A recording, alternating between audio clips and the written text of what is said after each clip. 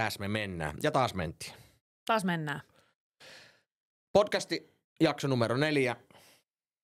Ristus mikä reeni. Christ What Training Session. Ja tänään meillä on jatko-osa palautumisesta. Kyllä. Ja niin kuin luvattu edellisessä jaksossa, niin käydään läpi tänään, että näitä meidän omia kokemuksia ja mikä on itselle todettu toimivaksi ja toisaalta mitä ei ole todettu toimivaksi. Niin molemmilla löytyy varmasti eksperimenttejä sieltä, jotka on joko poikinut tai ei, ja sitten löytyy sitten se nykyinen protokolla, jota noudattaa ja mitä siihen kuuluu, mutta ei olla nyt niin formaaleita, niin mitä sulle kuuluu? Kiitos, oikein Muuta hyvä. kuin tätä minun puhetta tällä hetkellä. Oikein hyvä, kiitos. Mikäs tässä aurinko paistaa, se saa hymy huulille. Ja tietysti kun saa sun kanssa tässä taas lärpätellä tunteroisen verran, niin mikä se mukavampaa. Ollaan meni tuttavalliset, ei sun tarvitse kohteliaisuuksia takaa. Ai, just hyvä. Entäpä sulle? Ei, erittäin hyvä. Oli hyvä, äärettömän raitis urheiluviikonloppu. Minulla oli joogakurssi oli tuossa ja sitten käytiin hiihtämässä tuolla Virpiniemessä. Kisalatu tykittää siellä. No niin, mahtavaa. Näin oululaisittain, niin ne kisaladut on aika tiukassa. Mutta siellä käytiin ja niin, se oli semmonen, no ei nyt ehkä, mikä nyt kullekin on se ristustasoinen reeni, mutta niin siellä minä saan ropasta aina maksimitehot irti. Siellä on niin hyviä mäkiä, niin 108,5 sain käytettyä maksimisykkeet siellä ja niin jos olisin vähän ruvennut niin se mäki loppui siinä, mutta että jos olisi ollut vielä niin saanut hiihtää, niin kyllä mä joku se isku olisi sieltä vielä saanut irrotettua. Että mutta aivan hyvä, mutta mä oon vähän diesel-elimistöltä niin muuten, mutta oli tosi kiva. No niin. Ja hieno oli keli. Niin, urheilun, se oli semmoinen niinkö ristusta kohti menevä reeni.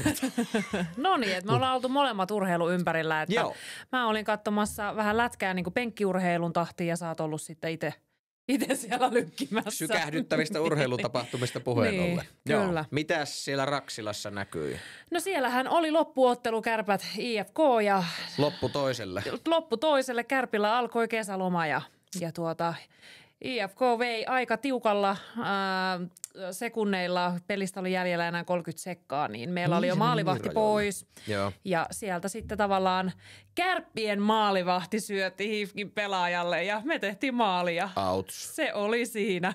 Joo, siinä on kyllä ollut ei sykähdyttävä urheiluhetki hänellä. Ei, niin. Empatiat sinne, työtapaturmia sattuu. Kyllä, näinpä. Joo, kyllä, mutta se oli rantapallon tuoksuinen oli sitten Kärppien. Oli kyllä. Joo. Mutta hieno, tiukka matsi, että sellaisia ne pitääkin olla, niin pysyy jännitys yllä myös kattojallakin. Kyllä.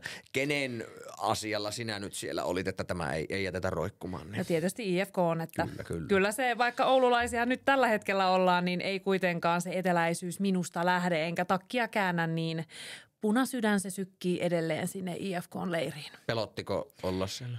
No itse asiassa kyllä, koska hallin edessä, kun jo oltiin menossa katsomaan peliä siihen lipun tarkastukseen, niin sieltä jo aikuinen mies tuuppasi minua sitten vähän sivuraiteille, joka oli näin Kärpän kannattaja, niin siitä alkoi jo tämä kamppailu kohti sitten. Erittäin asiallista käyttäytymistä. On. Joo. Että rupesi varmaan sinne etelään haluttaan takaisin samalti. No ei oikeastaan. Ajattelin vaan, että nytpä täytyy IFK näpäyttää, niin onpa sitten maksettu samalla mitalla takaisin. No, kylläpä se jollakin tunteisiin ottaa sitten. Kyllä. Mutta sitä se urheilu on. Se herättää monenlaisia tunteita. Joo. Karma is a bitch. Niin, just näin. Sitten sieltä sitä tuli sitä kylmää kyytiä sitten. Kyllä. Ei. No mutta, ei siinä mitään. Urheilua molemmilla siis. Kyllä. Pitääkö meidän nyt siis palautua vai mitenkä tämä tuleva viikko, jos me ollaan urheiltu koko viikonloppu? Niin? No mulla jatkuu reenit, että mulla on niinku vasta pari viikon päästä tiedossa lepoviikko. Okei, niin justiin. Joo, kyllä. Joo. Minä ajattelin tänään vielä käydä Iivo Niskasen jalanjäljissä ja sitten huomenna on ihan käytännönkin syystä niin on lepipäivä sitten. No niin, kuulostaa hyvältä. Joo. Lepistä puheen ollen, niin pitäisikö meidän hypätä tuohon? Itse aiheeseen. Niin. Palautuminen. Kyllä. Eli recovery ei return englanniksi. Olit tietoinen tästä. Mulla jäi edellisessä jaksossa muuten sanomatta ihan täysin, että miksi niinku palautuminen on tärkeää ja mitä siinä niinku tapahtuu. Ja jäipä muuten sullakin. Tämähän on yhteisvastuullista toimintaa. Sosialisteillehan kaikki on yhteistä. Niin. Miksi sun mielestä palautuminen on tärkeää? No se, että pystytään niin kuin valmistautumaan jo niin kuin seuraaviin suorituksiin ja se keho, se tarvii sitä, että se pystyy myös seuraavissakin suorituksissa antaa sitä maksimaalista tehoa. Kyllä. Miksi sä haluat maksimaalista tehoa? Koska mä haluan kehittyä. Jes, no niin, se tuli sieltä. Joo, eli kehittymisen A ja O on se hyvä palautuminen. Joo, kyllä. Joo. No, nuinpä se minä itsekin summaisin, että niin pitkään kuin tässä, mikä se kunkin lajivalinta nytten ikinä onkaan. Ja itse asiassa, jos vähän sukelletaan syvemmälle, niin ei tarvi edes urheilusta pelkästään puhua, vaan siis myös aivothan tarvitsevat. Käytiin niitä unijuttuja viime jaksossa. Niin ihan sama olkoon se vaikka jonkun instrumentin opettelu, niin koko ihmisen olemus tarvitsee sitä lepoa ja palautumista. Näinpä. Jotta se voi kehittyä. Eli siinä mielessä, totta kai ihan siinä tulee ihan tämmöiset peruselämänlaadullisetkin tekijät, että jos sä vaan, no lopun viimein, se on ehkä vähän, no ei nyt trendisana, mutta siis se suuri mörköhän on se ylikunto, mikä on todella epämiellyttävä tila, ja siis se on syvä suo, mihin joutuu kyllä tekemäänkin paljon negatiivisessa mielessä töitä, että sinne joutuu, että ylirasitustila on erikseen, mutta mitä syvemmälle sitä ylitreenaus kautta alipalautumistilaa kaivaa, niin kyllä se sanotaan näin, että siinä on kokonaisvaltaisesti ikävä olla sitten, että ei pelkästään se, että se kehitys tyssäisi sitten, vaan sitten kyllä niin koko elämänlaatu kärsii. Kyllä. Että sikäli vakavasti otettava aihe. On. Onko sulla ollut koskaan ylikuntoa? Ei ole ollut ylikuntoa. Silloin kiivaimpina painikisavuosina niin tuli reenattua. No se oli sitä 2 kertaa päivässä aamua, iltaa ja sparria tietenkin molemmissa reeneissä, mutta olen kiitollinen siitä, että ei tullut mitään. Mutta kamppailupiireissä sieltä tiedän pahimmat ylikuntotilat. Minulla on tuttuja, joilla osa joutuu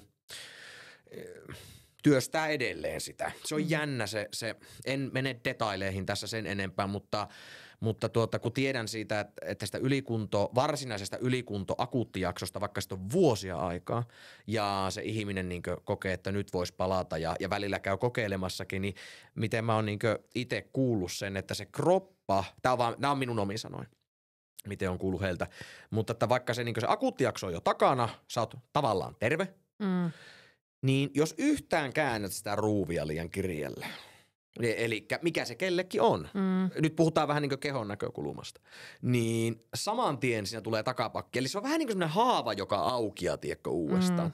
Minulla ei ole mitään tieteellistä selitystä tälle, mutta näin minä olen sen kuullut ja havainnoinut sen, että se on, ja on minulle yksi henkilö sanonutkin, että se on ihan veitsen terällä se raja siinä, että on kyllä. Kuinka paljon tehoja kärsii ottaa ennen kuin ne menee yöunet seuraavaksi 3 yöksi, kroppa pukkaa hikeä, vaikka istut vaan tietokoneen ääressä ja niin edelleen. Siis ne on aivan mystisiä, niin että se on täysin epämukava tila sitten se virallinen ylikunto. On, joo. Kyllä. Mutta kuten sanoin, niin jossakin kohden ainakin omasta näkökulmasta, niin oli vähän semmoinen, että ehkä tänä päivänä, mutta se oli vähän semmoinen trendisana jossain kohden, että ylikuntoa heiteltiin sinne ja tänne sitä termiä, mutta se oikea akuutti ylirasitustila on ihan fine ja sitähän siitä pystytään saamaankin kehityshyötyjä oikein käytettynä sitä.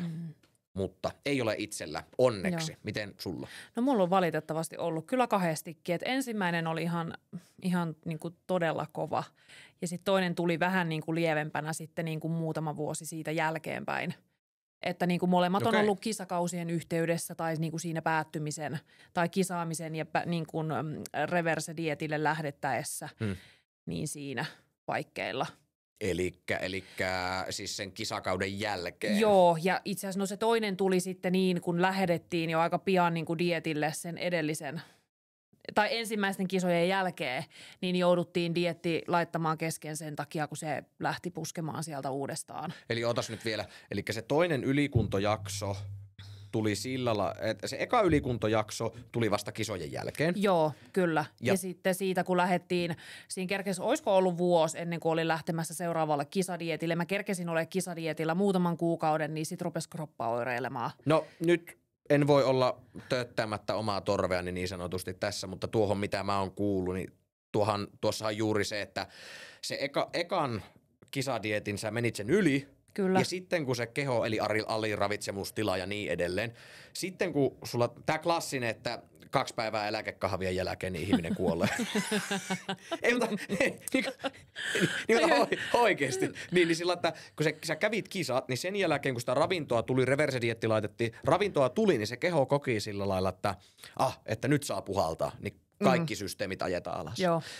Niin sitten kun sä lähdit sen seuraavalle, niin se keho löi niinkö systeemit jumiin jo siinä, niinkö, jos ei lähtöviivoilla, niin kuitenkin aika alkutaipaleella. Alkutaipaleella, joo. Se oli niin kuin, siis melkein heti alkoi kroppa Eli vähän tämmönen siis tavallaan trauma, jonka se kroppa muistaa niin, sinne. Joo, kyllä, okei. kyllä. Mitäs siihen liittyy sulla nyt sitten? No mulla oli ensimmäisen kisadietin jälkeen, niin justiin aloin niin ole siis ihan totaalisen väsynyt. Siis sitä väsymystä vaan jatkuu, vaikka tietysti sai ravintoa ja yritti käydä reenaamassa, niin pelkästään jo kävellessä mulla niin kuin sykkeet oli melkeinpä 200. Just. Et siis niin kuin hirveitä tykyttelyitä, hengästymistä, sit alkoi jo niin kuin kroppa oireilee sillä, että mulla alkoi tukka lähteä päästä ja yöunet alkoi kärsimään semmoista yöhikoilua ja heräilyä ja sitten muistan, siis ei ollut pitkäaikaisen niin kuin dietin jälkeen, niin mä muistan, me mentiin mun kaverin kanssa salille ja mä aloin tekemään maastavetoa. Mä purskahdin vaan itkuun, että tää ei tunnu hyvältä. Ja sitten se reeni loppui siihen, me lopetettiin, keskusteltiin hetken aikaa, että mitä tässä nyt niin kuin tapahtuu. Hän oli siis myös ammatiltaan valmentaja, että hän otti sitten mut tämmöiseen psyykkiseen tukeen ja käytiin sitä läpi ja sitten hän oli suoraan, että nyt vaan paussi, treenikielto, että niin kuin rupeat tekemään jotain muuta kuin siellä niin kuin salilla, koska siis se ajatuskin tuli niin kuin itselle tosi pahana, että kun tämä ei tunnu millään tavalla hyvältä, vaikka mä oon tehnyt ja hinkannut tätä niin kauan, niin miten yhtäkkiä tämä tuntuu niin vieraalta ja pahalta. Joo.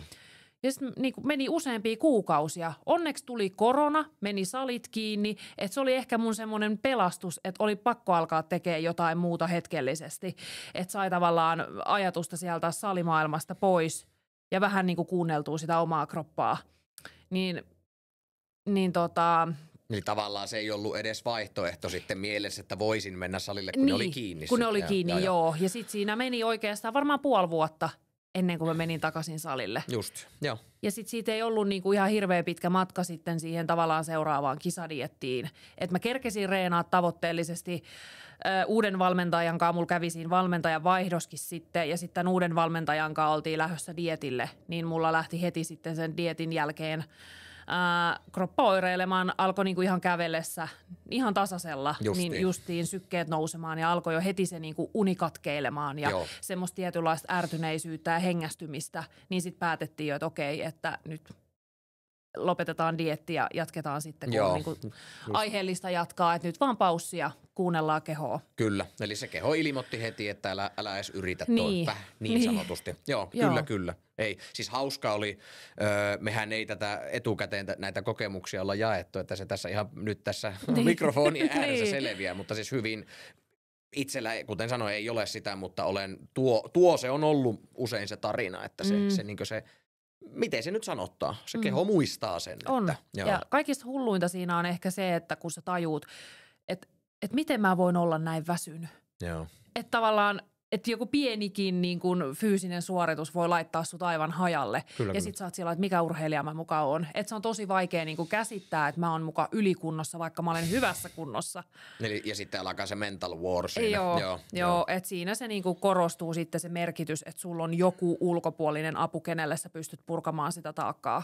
Kyllä. Tässä tapauksessa itsellä on ollut sitten valmentaja. Joo, äärimmäisen tärkeä. Kyllä. Joo, ei. Omalta osaltani niin en osaa aina on seurannut palautumista, mutta kyllä mä paljon kirjaan siihen, että mä oon ollut onnekas. Tai siis sillä lailla, että kun se on ollut se kisaruljanssi ollut siinä ja reenejä runsaasti, työt kaikki siihen päälle ja muuta, että syystä tai toista sitä ei ole tullut ja olen vaan kiitollinen omalta osaltani. No siitä. kyllä, saatkin olla kiitollinen. En toivoisi niinku kenellekään sitä tietä, mutta en sano omalta osalta ehkä se on kuitenkin tietynlaista niinku kasvua myös urheilijana, että on saanut kokea tällaisen, vaikka en olisi halunnut kokea. Kyllä. Joo. Mutta tietyllä tapaa osaa taas tulkita kroppaa eri tavalla. Joo, ihan varmasti. Joo, se on ihan selvä. Että siinä tuli semmoinen läpsy naamalle keholta sieltä sitten. kyllä. Joo, mutta ei se on oppimista. Se on. Sitähän se on.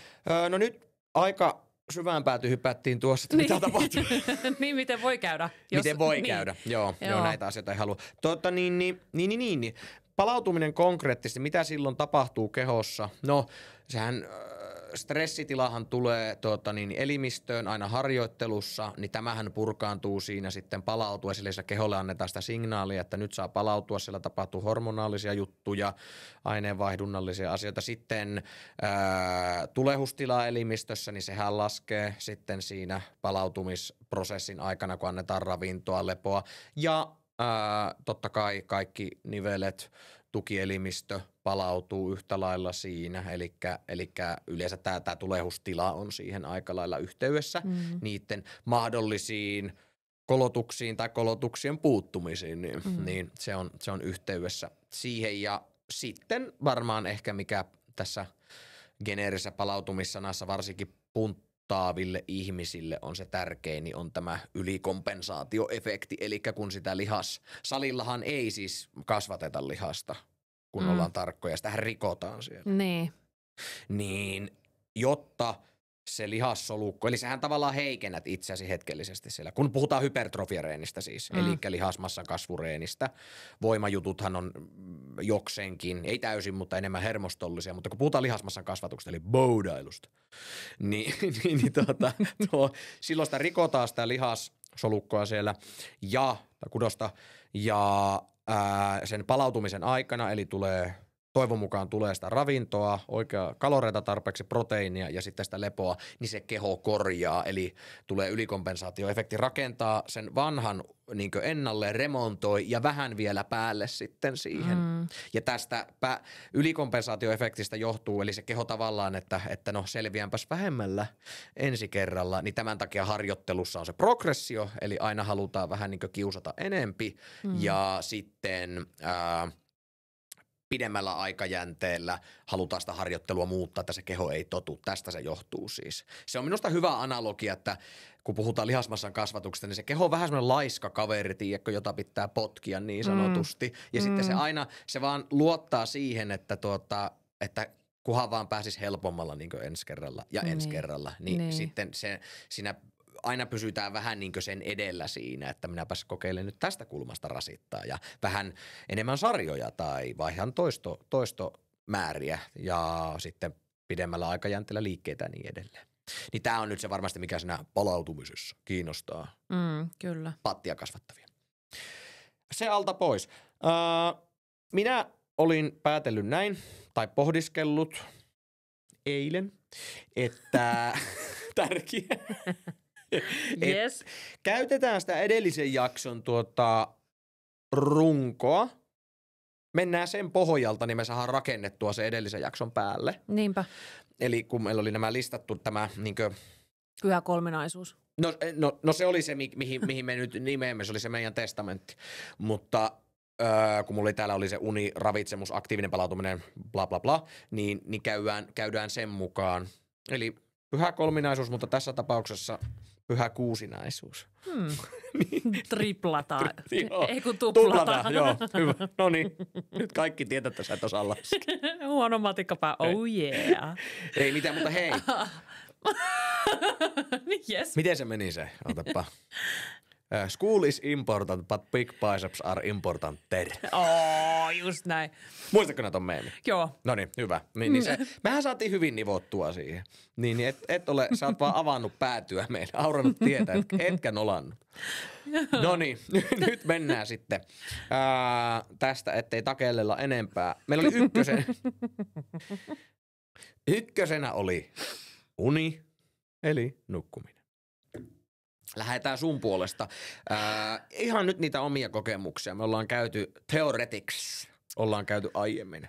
No se on helppo aina sanoa, miten pitäisi tehdä, mutta sitten sitä ei ole nyt kysymys. Niin, miten sä itse toimit, niin mun täytyy kyllä sanoa, että välillä kun on niitä kiireisiä ajanjaksoja, vaikka sun kanssa sovittiin, että täällä Oulussa ei ole kiire,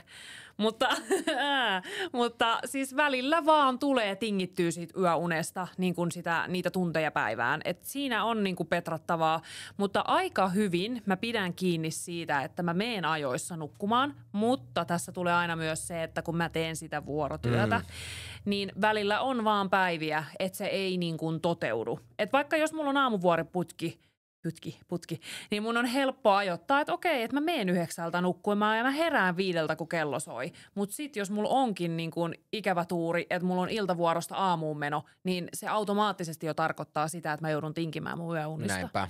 Joo. Tai jos ylipäätään joutuu menemään vaikka yövuoroon, niin mä valvon koko yön. Niin se on kyllä vähän semmoista kompromissia, että mä pystyn toki etukäteen niin kun viikkoja suunnittelemaan, kun mä tiedän mun työvuorot, mutta silti se on mulla ehkä eniten kompastuu mun palautuminen niihin yöuniin. Joo, kyllä. Haluan edellisessä jaksossa laittaa, mutta laitan uudestaan shout-outtia kaikille vuorotyöläisille. Se on hyvin hankala, koska se on vaan kiistaton tosiasia, että kroppa, jos jostakin se tykkää, niin rytmeistä ja rutiineista. Just näin. Ihan aikuisellakin jo lapsille erityisen tärkeää, mutta se on vaan kiistaton tosiasia, että se niinkö keholle se ennakoitavissa oleva päivärytmi on niinkö terveydelle hyväksi. Ja kuten puhuttua, yhteiskunta ei pyöri ilman näitä, niin minä mitään muuta kuin kumarran kaikille, jotka tekee vaikeaa on rakentaa sitä niinkö perusjuttua. Mutta se on mahdollista, mutta se vaatii vaan suunnitelmallisuutta. Ihan varmasti, joo. Onko sulla sinne heittää nyt jotakin? Aihehan on hyvin laaja, mutta siis. No siis esimerkiksi sillä, että sä suunnittelet sun arjen sinne niin kuin työvuorojen ympärille justiin, että kalenteri on oikein passeli, että mihin sä voit vaikka just suunnitella, vaikka ruokien preppauksista lähtien, niin kuin että sä otat sieltä päivästä sitten ne tietyt kohdat, milloin sulla on mahdollisuus vaikka säästää sitä aikaa, just vaikka se ruoanlaitto, että jos sä laittaisit joka päivä ruokaa, sehän vie ihan hirvittävän osan niin kuin päivästä, niin vaikka just se, että sä yhtenä päivänä viikossa tai 2 päivänä viikossa sä käyt kaupassa, teet ruuan, sä säästät sillä tosi paljon. Esimerkiksi siihen, että sä pääset vaikka reenaamaan ja reenin jälkeen saat heti syödä ruokaa, ettei sun tarvii aina lähteä siitä, että nyt tarvii lähteä käymään kaupassa tai lähteä tekemään sitä ruokaa. Ja sitten suunnitella ne päivät just sillä, että sen levon kannalta, että sä tiedät vaikka joissain, jos on tiukkoja niin kuin vuorovaihtojuttuja, että sä pystyt vaikka jossain välissä ottaa ne taktiset päiväunet, millä sä pystyt sitten tsemppaamaan sitten sitä työputkea eteenpäin. Että itsellä toimii powernapit oikeasti tosi hyvin. Ihan varmasti, joo. Semmoista suunnitelmallisuutta, koska useimmiten vuorotyössä sä kuitenkin ennakkoon tiedät sun työvuoron, kun sä lyöt ne sinne kalenteriin ja lisäät sinne kaikki muut sun menot, niin sä pystyt sitten hallitsemaan sitä arkea. Just näin, joo. Eli se omasta aktiivisuudesta kiinni se, että suunnittelee etukäteen niin hyvin kuin vaan nyt pystyy just elämään näin. suunnittelemaan. Että se on niinku tavallaan se sun valttikortti siinä arjessa, että sä sitten niinku palaudut ja jaksat mennä sitä sitten viikosta toiseen. Kyllä. Eli organisointikyvyt on avuksi tuossa. Niin, joo, kyllä. Joo. Niin, tai siis on oltava. Niin. Joo, jos haluaa siitä. Koska kyllä se pitää olla se oma hyvinvointi prioriteettina 1. Joo, näinpä. Miten siihen itse nyt, jos puhutaan de facto nukkumisesta, niin onko sulla siihen jotakin? No, olin sanomassa, siis jollain apukeinoja? Niin, tai ylipäätänsä olin sanomassa iltarutiineja, mutta sehän nyt ei toimi tässä, koska. No se ei aina toimi, että jos on vaikka. Syystä. Niin, vaikka semmoisia, niin että menee tosi myöhään vaikka nukkumaan, niin no mulle ei ole hirveästi niin kuin unensaanninkaan ongelmia, mutta esimerkiksi silloin, jos on ollut nämä dieetit ja kovat harjoituskaudet, niin siis mun täytyy sanoa, että mulla toimii hengitysharjoitukset. Et silloin, jos on kroppa tosi ylikierroksilla, niin mä aikoinaan kävin osteopaatilla ja hän opetti mulle hengitysharjoituksia. Ja silloin, kun musta tuntuu, että kun mä menen nukkumaan ja olisi energiaa tehdä ihan kaikkea muuta, niin mä pysähdyn siihen hetkeen, pimeä makuuhuone, kylmä makuuhuone, niin kun, tai mahdollisimman viileä makuuhuone. Kyllä, meikä niin, syttyy. niin auttaa siihen. Ja sitten mä menen sinne sänkyyn, mä pysähdyn ja alan keskittyä vaan siihen hetkeen. Ja sitten niihin hengitysharjoituksiin. Mitä hengitysharjoitusta teet, kun mä oon nörtänyt näidenkin kanssa? Niin mä teen syviä, siis vetoja, siis hengenvetoja. Ja sitten mä keskityn siihen palleaan. Joo. Ja sit mä vaan niin kun... Lasketko pidennät uloshengitystä, lasketko niitä?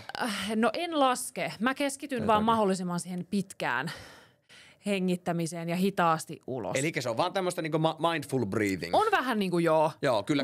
Mutta se toimii. Sitten jotenkin yhtäkkiä mä niinku vaan huomaan, että sit mä rupean menemään semmoiseen löysää tilaa ja sitten mä rupean, musta tuntuu, että mä niinku uppoon sinne patjaan ja sit mä heräänkin aamulla ja sillä kappas kummaa se toimii taas. Joo.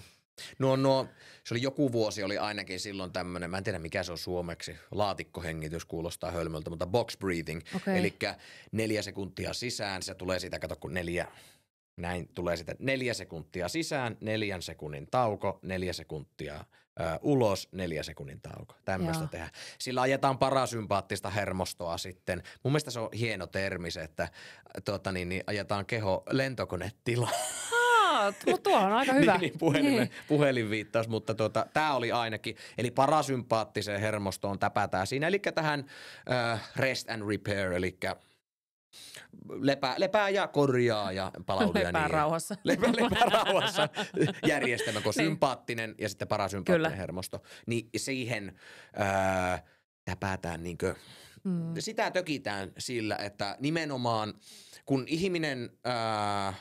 No kaikki tietää sen, että silloin kun ihminen stressaantuu, niin hengitys lähtee kiihtymään sitten. Saattaa alkaa suulla hengittää sitten, kun tulee, on joku stressaava tilanne ja huomaamatta jännittää. Se on kun sympaattinen hermosto aktivoituu. Parasympaattista hermostoa vastavuoroisesti aktivoi ja sieltä pidennetään sitä uloshengitystä. Mutta olen hyvin iloinen, että olet löytänyt ne.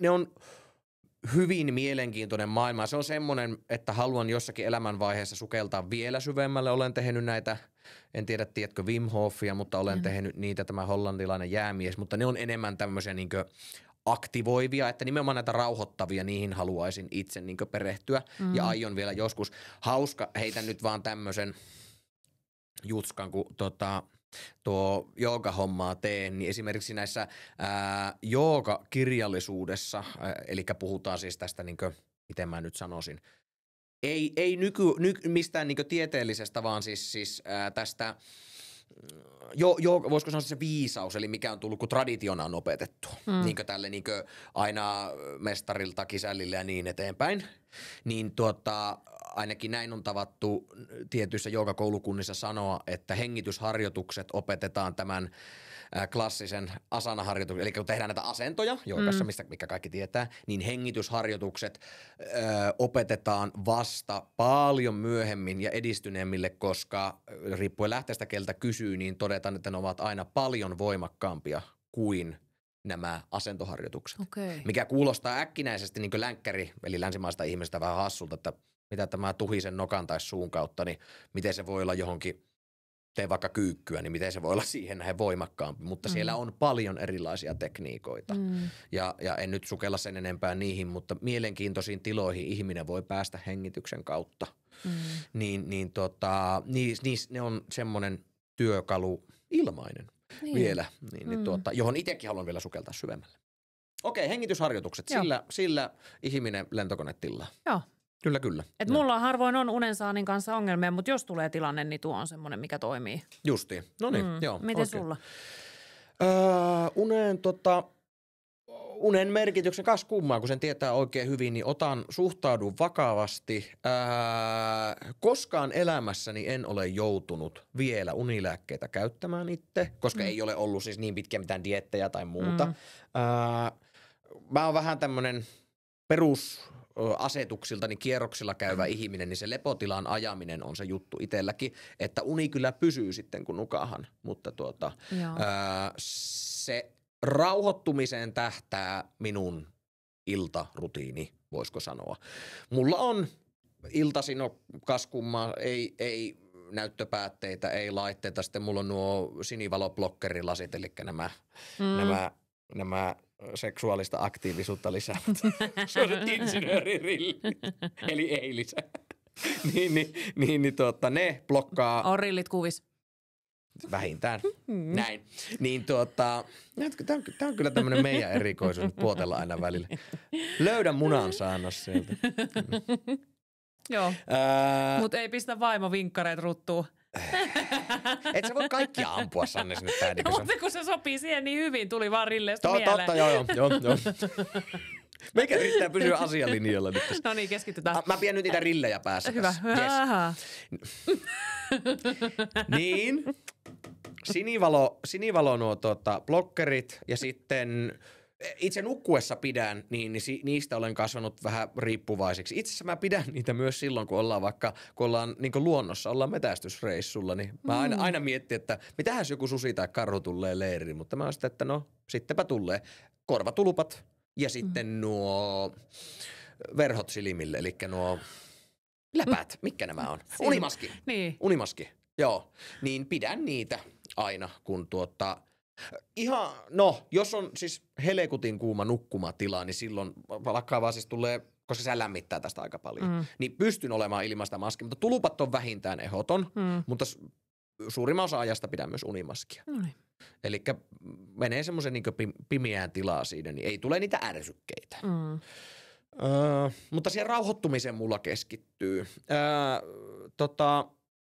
En ole tehnyt hengitysharjoituksia itse säännöllisesti, mutta olen tehnyt toissierain hengitystä. Se on tämmönen vähän joogajuttu, mutta se on juuri tämmönen vahvasti niin sitä parasympaattista hermostoa aktivoiva. Pidät se jotenkin toisen sieraan nukkua? Juu, eli täältä ja sitten toisesta ulos vuorotellen. Okay. Joo. Se rajoittaa myös sitä luonnollisesti sitä hapen määrää, hiilidioksidia vapautuu elimistöön, niin se myös aktivoi sitä parasympaattista hermostoa. Joo. Sitten nyt mennään vähän tämmöiseen päätyyn, mutta semmoiset, jos on oikein ollut rauhattomana, voisiko sanoa näin, niin silloin olen käyttänyt, mutta en säännöllisesti. Sinä otit pisteet siitä. Yeah, 1-0. Kyllä. Mutta unen määrässä 7-8 tuntia. Kyllä se nyt siis 7 pitää. No kaikkihan nyt pärjää vaikka seiväspersessä, mutta niin päivän tai pari, mutta siis sen 7 tuntia pitää säännöllisesti saada. Pystyn kaikki asiat hoitamaan niin edelleen, mutta ihan rehellisyyden nimissä niin en ole parhaimmillani, jos tulee alle 7 tuntia yössä. Se on vaan tosiasia. Näinpä. Ja aika monen muun osalta kanssa varmasti, että 8 tuntia on semmoinen tavoite. Niin. Iän myötä ei voi enää niitä teinivuosien huikeita, että nukut jonnekin 11-12. Niin en muista, milloin olisi viimeksi käynyt niin. Että kyllä se aika säännöllinen on se rytmi itsellä, että mitähän mä menen 11-12 välillä nukahtaa ja siinä 7-8 väliin herää. Niinpä. Siinä se on. Joo. Niin. Miten käytätkö mitään lisäravinteita sitten iltaisin? Käytän aika varmaan näitä perusjuttuja, mutta magnesiumi on ihan ehdoton. Jälleen kerran tästä hermostosta on nyt tullut tämmöinen teema, niin siihen vaikuttaa. Magnesiumi, glysinaatti, ja mä nyt vähän kurottelen tässä. Seuraa tuoteinsertti M-Nutrition Magnesium, 120 kapselia, mwebstore.fi. Niin käytän magnesiumia, hyvin imeytyvää muotoa. Tää on glysinaatti, tää meidän. Käy muutkin, kunhan se ei ole oksidia, niin sitä ei tarvitse käydä paskomassa, vaan pihalle sitten siitä on mitään hyötyä muutenkaan. Eli sitraatti, glysinaatti, taurinaatti, treonaattia ei saa. Se on hyvin, hyvin mielenkiintoinen muoto, mutta se on valitettavasti, EU:ssa ei saa sitä myydä, se on tämmöinen uusi elintarvike. Joo. Mutta magnesiumia löytyy erilaisia. Se on semmoinen, mitä mä suosittelen ihan kaikille, vaan tämän palautumisenkin takia, urheilit tai et suunnilleen. Niin sitä, no sitten tietenkin sinkkikaverina ja niin edelleen, mutta sitä ei nyt lasketa tähän unijuttuun minun mielestä. Muuten hyvin, no tää on ehkä vähän tämmönen nörttitieri kanssa, annakko sen kollageenipurkin? Käytän kollageenia. Monista eri syistä, nivelet, leda, kynnet, kaikki iho, mutta tätä... Siksi sä oot niin kaunis. Oi, kiitos. Tämmönen nyt tulee taas nörttipuotus, mutta kollageenissa on paljon semmoista aminohappoa kuin glysiini, Ja näin olen opiskellut, että tämä glysiini-niminen aminohappo aktivoi tämmöistä välittäjäainetta aivoissa, tuotantoa siitä kuin GABA, gamma-aminovoihappo, niin tämä GABA on itse asiassa sama välittäjäaine, mitä erittyy silloin, kun ihminen menee nousuhumalaan, eli sitä alkoholivaikutuksesta. Jotkut, en suosittele sitä enkä harrasta itsekään, mutta olen vaan pohtinut, että voiko olla, että tästä syystä on tämä kansanlääkinnällinen uniryyppy, tiedätkö? Tämä, että joku ottaa, onko se viski tai joku lasi viiniä tai jotakin. Niin siinä on periaatteessa perää, mutta alkoholia ei muuten voi millään muotoa suositella, niinkö, jos puhutaan unesta vakavissaan. Ei millään muotoa. Että se on aina, no tämä on nyt jossain määrin minun näkemys, mutta jossain määrin uskalla sanoa myös, että ei ole vain minun näkemys. Välillä tuntuu, että sitä puhutaan vähän niin kuin ympäripyöristä. En ole itse absoluuttisesti, tykkään narauttaa aina silloin tällöin, mutta se ei unen kannalta, niin siitä ei ole mitään hyötyä, siitä on vaan haittaa. No tämä asia me nyt klousattiin tässä.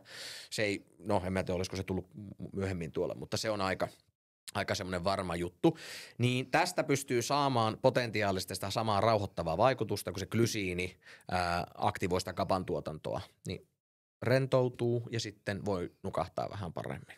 Niin siinä on semmoinen kiva lisä, mutta kollageeniahan ei pääasiassa käytetä siihen, mutta minä ajoitan se siihen iltaan, jos sitä tuo hyöty tulee, niin nice.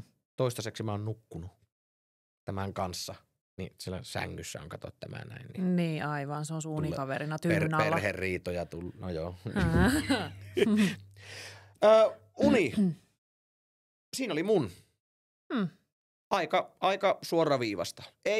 Ei hirveästi kikkoja mun mielestä. Niin, kyllä. Ihan tuommoiset perus. Hyvä muistuttaa, että nämä toimii. Niin, että ne on omista kokemuksista, kun puhuttiin, nuo on ollut semmoiset. Näinpä. No sitten mennään tänne ravitsemus- ja nesteytyspuolelle ja jälleen kerran palautumisen näkökulmasta. Tästähän nyt taas kerran voisi puhua iät ja ajat, mutta semmoiset, pitäisikö niin suorituskyvyn ja palautumisen kannalta käydä semmoiset niin ravitsemuksen niin kulumakivet käydään tässä, niitä ei rönsyä liikaa. Joo, anna tulla. No. En voi sanoa lyhyt ja ytimekäs, koska sulla tulee hyvin sitä juttua, mutta kokeillaan, yritämme. Nyt sukelletaan ravinnon maailmaan. Itellä en laske makroja, mutta väitän, että mulla on aika hyvä, kun ottaa vaikka riisiä ja lihaa siitä, niin mulla on aika hyvä kalkulaattori pään sisällä siitä jatkuvasti, että siis aktiivisesti seuraan, mitä siinä lautasella on, mutta en kirjoita niitä ylös. Tämmöinen tarkennus nyt. Niin aika hyvä semmonen, jos raksaukkoja ei tarvitse käyttää vatupassia siihen, että ne näkee, että joku on suorassa, niin mä väitän, että mulla on aika samanlainen semmoinen vaisto siihen niin ravitsemuksen sisältöön. Jos yksi asia pitäisi nyt rutistaa ulos, niin proteiinin, niin riittävä proteiinisaanti. Se on ihan kiistaton juttu vaan. Ja minä vielä puotan tähän tämmöisen pommiin, että ei pelkästään treenaavalle, vaan ihan niin kaikille riittävä proteiinisaanti. Totta kai nyt minä väitän, että puhutaan pääasiassa treenaavalle ja treenistä kiinnostuneelle väestölle tässä, mutta tapaan itse sanoa, että vaikka ei treenaisi, niin sitä proteiinisaannista olisi silti hyvä pitää. Oululaista proteiinia ristus, niin olisi hyvä pitää huolta. Niin se on semmoinen. Se on, ja sehän on itse asiassa Suomessa, eikö se ihan tutkitusti olekin, että me suomalaiset syödään liian vähän proteiinia. Ja sen niin kuin tämmöisenä pikkuhuomiona voin antaa sen, että esimerkiksi vaikka sairaaloiden ruuathan on todella proteiiniköyhiä. Suurin osa ruuista, mitä potilaille tulee, on pelkkää hiilihydraattia. Ja mun mielestä se on ehkä aika surullistakin, koska se proteiini on kaiken sen, mikä vie sua eteenpäin. Niin, ja sitten kun se puuttuu sieltä lautaselta, niin Varsinkin, jos puhutaan, ei nyt sen liiemmin en ota kantaa, mutta että jos puhutaan petipotilaista ja tästä, mitä halutaan varsinkin vanhuksilla välttää viimeiseen asti, sitä pitkää vuodenlepoa, joka aiheuttaa lihasatropiaa, eli lihaskatoa. Niin. Sitä vastaan taistelee proteiini. Kyllä. Niin, mutta nämä on nyt näitä. Sanon vaan, että proteiinisaannista olisi kaikkien hyvä pitää huolta. Se on itselle semmoinen. Ja nyt sitten tähän, eihän me voida olla sivuuttamatta tätä kysymystä, että paljonko sitä sitten pitäisi saada. Tästä löytyy hyvin monenkirjavia lähestymistapoja tai näkemyksiä, sanotaanko näin. Itselle se on se 1,5-2 grammaa paino kiloa kohden. Eli minä painan se 88, niin se menee sinne 180 grammaan, jos tähtää, niin silloin ollaan jo hyvinkin, mutta se on jo aika paljon. Mutta mä jotenkin, että se 150 grammaa on semmoinen alaraja, että sen päälle kun päästään, niin se on kaikki hyvin. Kyllä. Niin se on semmoinen itselle, että en nippelöi tänä päivänä hirveästi tuon ravinnon kanssa muuten ja kikkaile. Kaikenlaista on tullut kokeiltua, mutta no siltikin vaikka on tullut kokeiltua, pätkäpaastot, ketoilut, niin edelleen, niin on se proteiinisaanti jo silti semmoinen kulumakivi. Mun mielestä se on niinku ihan riippumatta mikä sulla. Puhumattakaan vegaaninen ruokavalio on ihan oma juttuunsa sitten. Kyllä. Kyllä mä nyt lyön lippuni pystyyn tähän proteiiniasiaan, niin se sano sinä omasta puolesta. No mä voin täysin kompata sua, että mulla on kanssa se niin kuin, ehkä päivittäin eniten just kiinnitän huomiota siihen riittävään proteiinisaantiin. Että joka aterialla sitä on oltava, että mistä sen sitä aina koostaa, mutta aina on se, että mistä tulee proteiini. Kyllä, joo. Ja tasaisesti kuitenkin. Joo. Että aika lailla itsellä ainakin on se 5 ateriaa päivässä ja jokaisella aterialla on sitä proteiinia. Kyllä, joo. Kasvikset, no taas kerran kysyt äärilajilta, niin joku on eri mieltä, mutta siis kasvikset ja hedelmät, niin ne on niiden, sanotaan näin, että pääasiassa niiden hyödyistä ei tarvi niinkö hirveästi muistutella, niin ja syön itse niitä säännöllisesti, mutta ne on semmoinen, mitä mulla ei tarvi yrittää. Mä siis tykkään salaateista itse. Että onko siinä joku vinksahus korvi, mutta mä siis joku hyvä liha ja siihen niinku raikas salaatti ja oliiviöljy ja vähän balsamikoa. En mä tiedä mitään parempaa. No se on oikeasti hyvä. Niin siis tykkään vihreistä ja näistä. Niin se on, mutta se on siis, pointtini oli se, että niiden saannista minun mielestä ja monen muunkin mielestä olisi hyvä myös pitää huolta. Tulee fytoravinteita ja vitamiineja ja mineraaleja sieltä. Ja lehtivihriä ynnä muuta. Mutta omalla osallani ne tulee niinkö huomaamatta. Mulla on ihan sama juttu. Joo. Et jos voisi tällä tylsästi sanoa, niin lautasmallin mukaan syöminen, mikä on opetettu meille jo pienenä alakoulussa, niin sitä niinku hyödyntäisin. Joo, kyllä. Joo, siis ehdottomasti. On siis ravitsemussuositukset on väestötasolla, niin ne on erittäin hyvät. Jälleen kerran, puhutaan jostakin ammattipodarista, niin on aivan eri asia. Mutta nyt kun puhutaan niinku perusväestötasolla, niin se on hyvä pohja. On. Niin minä olen valmis taistelemaan sen asian edestä ihan oikeasti, koska siellä on paljon hyviä juttuja, mitä monelta varmasti puuttuu niinku lautaselta. Ja sitten on kuitenkin aika simppeli. Et kun kuitenkin jokaiselta, jolta kysyy lautasmallista, no kyllähän mä sen nyt tiedän. Onhan se tuolta lapsuudesta tuttu. Mutta sitten tavallaan käytännön tasolla, miksi sun lautasmalli ei ole lautasmallin mukainen. Juu, niin. Siinä on ja jälleen kerran, jos ei sitä salaatista ja näistä tykkää, niin sittenhän voi kokeilla siihen, että no millä sitä saisi voideltua sitä kulukaa. Mä oon muuten siis ihan sairas oliiviöljyjen ystävä. Mä oon ihan siis aficionado siinä. Että mä vaan siis tykkään oliiviöljyn mausta. Niin se on vähän sellainen, että kun salaattia on, niin pitää olla myös oliiviöljyä aina. Niin se on näin. Mä vaan nautin siitä. Me ollaan kuin 2 Mariaa, koska mäkin odotan nyt, itse asiassa tämä ei nyt ehkä liity aiheeseen, mutta sanon vaan, että odotan Kreikan matkaa ja sitä, että tiedätkö mä tuon matkalaukullisen erilaisia oliiviöljyjä. Minä en ole Kreikassa koskaan käynyt, mutta se olisi siis, kun, tulen varmaan käymäänkin siellä vielä, mutta jollakin oliivipuufarmilla aion ihan varmana käydä. Mä tein, laittakaa sottilaseihin mulle oliiviöljyä siinä, niin mä saan maistella. Kaatakaa puu, mä tuon sen Suomeen. No, survat matkalaukkuu sitten se jotenkin. On niin laaja aihe, että mä sanoisin, että me hyvin nostettiin tuolta nuo hyvin perusjutut. Mulla pääsee niin pitkälle, että mä en menisi enempää sörkkiin No nyt on käyty siihen trifectaan liittyen, eli treeni, lepo ja ravinto, niin nythän meillä sitä treeniä nyt ei sikäli tarvitse käydä, koska sehän ajaa meidät siihen palautumisen tarpeeseen. Niin, kyllä.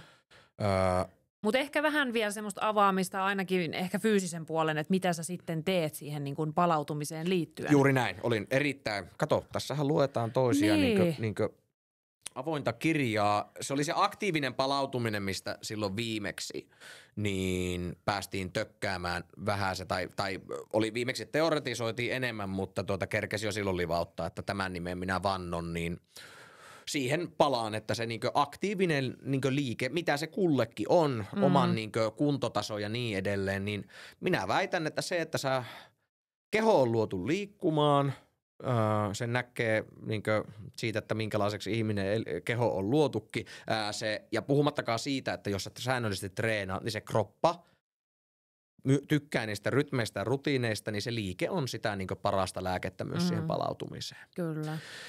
Niin onko se kävely, onko se kevyt lenkki, kehohuoltoa, aktiivista kehohuoltoa, jotain kehonpainoliikkeitä, uinti, pallopelit, mitä ikinä. Vaikka se hiihtokin, semmoiselle kovakuntoinen voi käydä heittää lenkin vaikka niin ihan palauttavana. Niin, kyllä. Niin, ja kaikki niin ammattiurheilijathan juuri puhuu näistä palauttavista lenkeistä. Tämähän on se juuri, mutta mä väitän, että siinä on paljon niin hyödynnettävää myös niin tavanliikkujilla. Arkiliikunta se, että siis on iso merkitys sillä, että siellä kävelet kauppaan pidemmän matkaa sieltä parkkipaikalta ja niin edelleen. Ja otat ne portaat. Ja nämä siis tylsät haistapaskajutut sieltä, joo, kyllä mä tiedän. No niillä on merkitystä. Niin, kyllä. Se on niin kuin treenisektorista, kun puhutaan treeni eli liikkuminen ja palautuminen, niin se on siellä semmoinen niin kuin ihan minun mielestä niin kuin todella mainitsemisen arvon. Voinko mä sanoa taas näin tylsästi, että mä oon niin kuin samaa mieltä, että se liike on lääke. Voit sä sanoa, että kivempi, että paras on jäädä pötköttelemään vaan kovan treeniviikon päätteeksi? No mutta en mä halua huijata. No niin, joo, ei just näin, joo. Että toki vaikka mullakin on reeniohjelmassa on aina niin kuin se kevennetty viikko, mutta se ei tarkoita sitä, että just totaalilepo. Nimenomaan. Ei, että tavallaan yleensä niin kuin painoistaa se 50% pois, kevyttä liikettä, voi käydä justiin niillä kävelyillä, no mulla sitä tulee kyllä joka päivä, vaikka ei olisikaan kevennetty viikko, niin kevyempää reeniä siinä rinnalla ja yleensä mulla on sitten niillä kevennetyillä viikoilla on myös sit niin kuin kehonhuoltoa, että mä käyn hieronnassa. Yes. Niin sitten se on tavallaan se kulmakivi vielä siellä, että kun puhun lepoviikosta, niin mulla on siellä myös sit kuitenkin vähän jotain muuta. Eli kevennetty kautta lepoviikko ei ole siis pizza- ja pötköttelyviikko? Ei. Okei. Se on semmoista kevyttä rullailua, kroppa pysyy vetreenä, mieli pysyy vetreenä, mutta ei kuitenkaan niin, että mä rasitan itteeni. Yes, joo. Say no more. En mä tiedä, mitä tuohon voisi, mutta siis se on äärettömän tärkeä. Se omiin kokemuksiin nyt pohjaten, niin en tiedä, mitä siihen nyt voisi sanoa nyt enempää. Se on semmoinen viikko, kun sitten niin kuin uudesti synnytään. Joo, kyllä, just näin. Ja taas sitten reeniprogressio pysyy siinä. Näinpä. Juu. Se on niin, ehkä se on siksi, mä en voi olla vouhottamatta tästä, koska se on niin semmoinen niinkö, se naamioituu niin helposti siihen kaiken muun tekemisen oheen, että ei hoksaa sen merkitystä. Juuri nämä, niin kuin mä sanoin, että kävelee siellä kaupassa, kävelee vähän pidemmän lenkin, ottaa ne portaat ja niin edelleen. Sitä pystyy tekemään niinkö. Niin. Sekin, että sä vaihdat vaikka työasentoa niinkö, riippuen sun työstä. Jos se on staattista, niin vaihtaa työasentoa aktiivisesti, niin mä laskisin senkin jopa siihen. Niin. Mutta nyt mä oon vouhuttanut tarpeeksi siitä. Niin. Hyvin vouhutettu. Juu. Palaudutaan aktiivisesti. Mitäs muuta?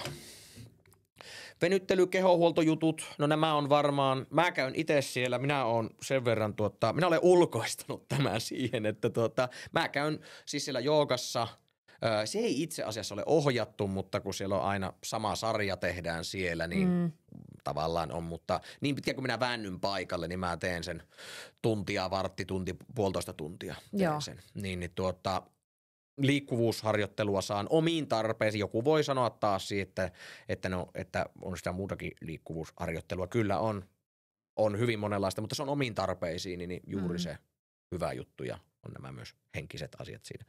Mutta se on niinkö tämä venyttely, kehohuoltoaspekti. Sitten putkirullailu, lacrossepallot ynnä muut tungetaan lihaksiin, niin akuuteissa tilanteissa käytän sitä. Mutta olen joskus rullailu enemmänkin, mutta mä en ole kovin vannoutunut niiden käyttäjä tänä päivänä.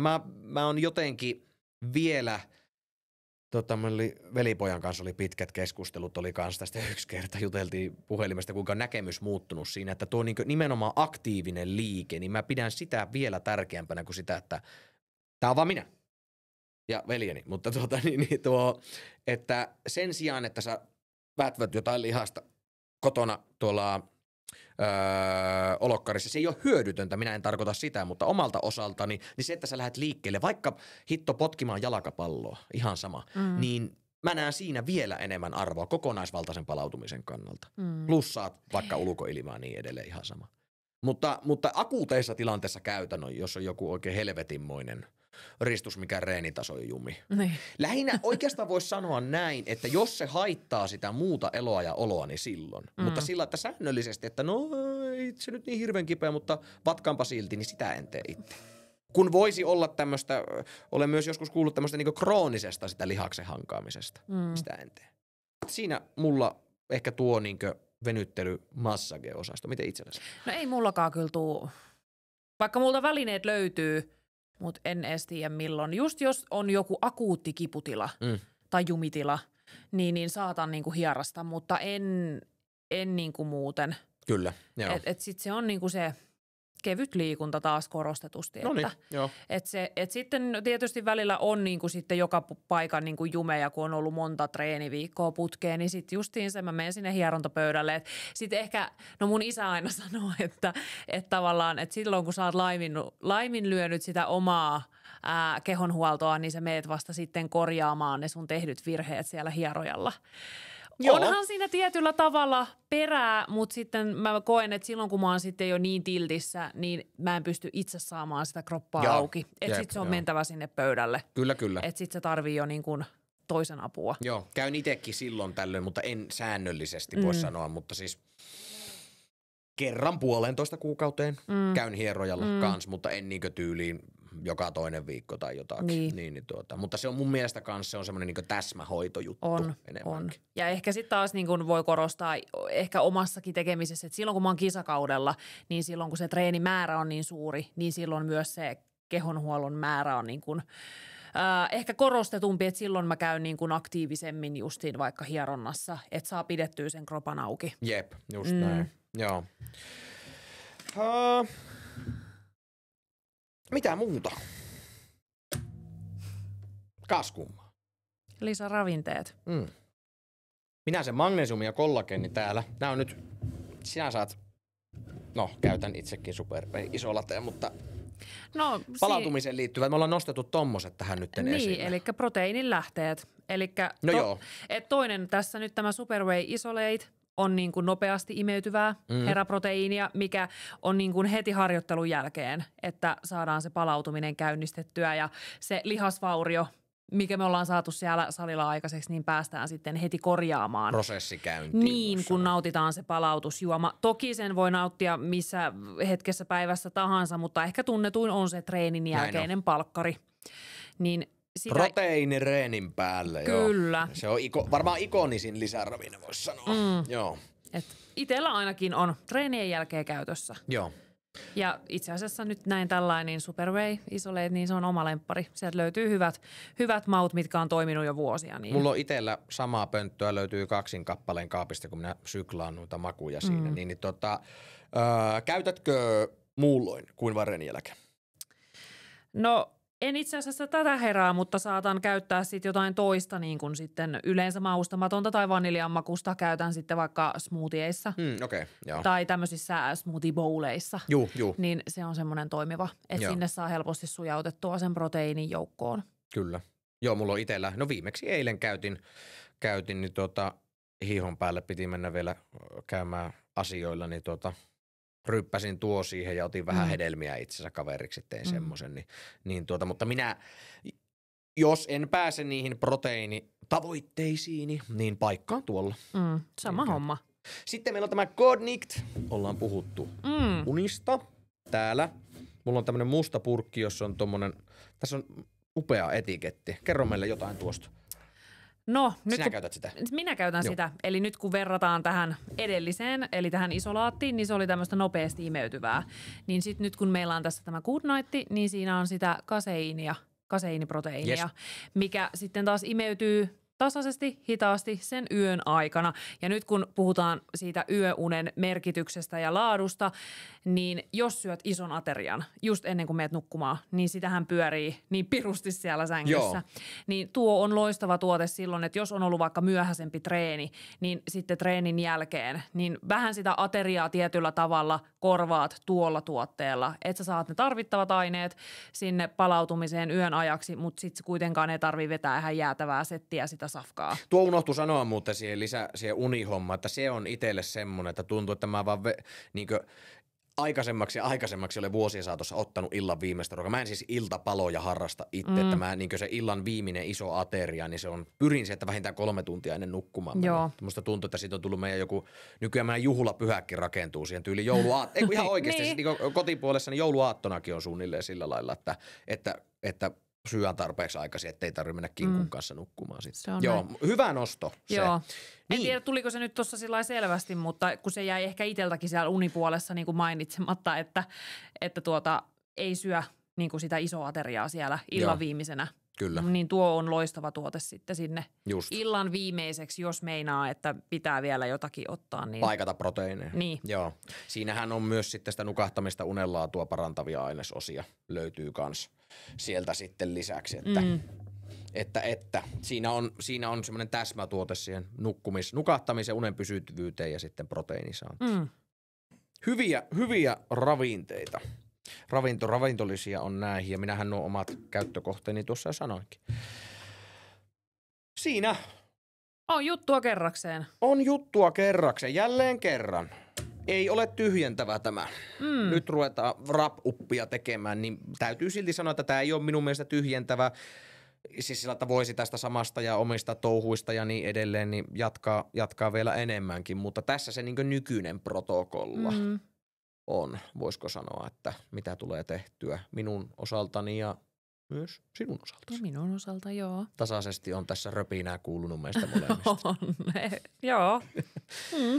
Että sieltä otetaan kommenttia vastaan, että oliko näissä meidän jutuissa mitään. Ja sitten jos joku saa siis ihan oikeasti, että tuo Aleksi tekee väärin tuo, silloin lasit on huonosti päässä tai jotakin, niin saa sanoa Saa sitä. vinkata. Joo, kyllä. Joo. Ja meillähän oli edellisessä jaksossa se haaste, mikä oltiin toisillemme heitetty, niin tietysti nyt kun tässä pyörittiin edelleen saman aihealueen ympärillä, niin tämä haasteen julkistus on sitten siinä meidän seuraavassa jaksossa. Ja kerrotaan nyt sitten vielä, niin palautumiseen liittyvät haasteet heitettiin toisillemme siinä edellisessä jaksossa. Mulla oli sulle heitetty se itselleen motivaatiopuhe peilin edessä ja kylmään suihkuun meneminen. Vaatteet päällä tai ilman vaatteita saa just tehdä semmoinen. näin. Yes, hyvä. Ja sitten sen jälkeiset fiilikset. Kyllä. Ja sulle minä pamautin sen, että muutaman päivän pidät lasket makroja. Joo. Joka kuten silloinkin sanoin, että se ei varmasti fitnesslajeihin viehättyneellä ihmisellä tai kilpailevalle se ei ole mikään juttu, mutta se on vähän tämmöinen niin ihan tämän podinkin kannalta, niin voidaan katsella sitten niitä. Niin.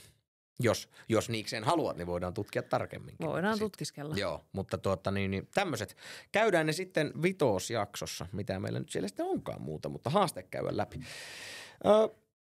Minun mielestä that's all, folks. Niin kuin niissä Hyvä setti. Disney, mikä piirretty nyt onkaan, ne sanotaan lopussa, niin se on kivasti sanottu. Päätetään siihen. Jakso 5 kohti. Yes. Hyvä, kiitti. Kiitti, hei. Moi.